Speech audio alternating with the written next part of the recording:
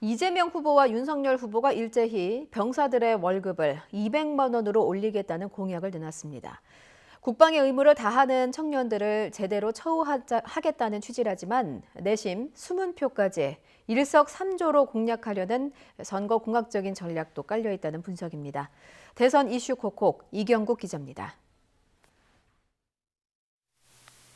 군 병사 월급 200만 원의 신호탄을 쏜 건 민주당 이재명 후보였습니다. 선택적 모병제 도입과 더불어 병사의 월급을 최저임금 수준에 맞추겠다고 공약한 겁니다. 그 헌신에 걸맞게 대우해야 마땅합니다. 급여를 단계적으로 인상해서 2027년에는 병사 월급 200만 원 이상을 보장하겠습니다. 국민의힘 윤석열 후보도 SNS에 같은 내용을 담은 한 줄 공약을 올리면서 병사 월급 인상 문제는 대선 전국의 관심사로 떠올랐습니다. 공정과 상식에 안 맞는다는 것이고 또 국가 재정의 우선순위를 봤을 때도 결코 이게 뒤로 밀리지 않는다는 것입니다. 병사에 대한 처우 개선이 필요하다는 데에는 전문가들도 대체로 동의합니다. 다만 병역 문화와 내무 생활을 개선할 대안은 빼놓은 채 월급 인상만을 꺼내든 건 너무 단편적 접근이란 비판이 나옵니다.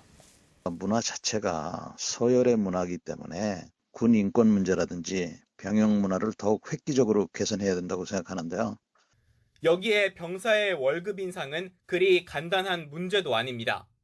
부사관과 장교의 월급 인상이 불가피해지는 것은 물론 소방과 경찰 등 다른 공무원의 임금 체계와도 충돌할 우려가 있습니다. 부사관과 장교 월급을 최소 5% 인상만으로 잡아도 연간 군 인건비 예산으로 5조 325억 원이 더 들어갑니다. 그럼에도 병사 월급 인상이 대선 공약 전면에 등장한 건 표를 의식했기 때문이라는 걸 부인하기 어렵습니다. 청년 세대는 물론 용돈을 주는 부모 세대, 심지어 안보를 중시하는 보수층 표심까지 공략하는 일석삼조의 공약이라는 분석입니다.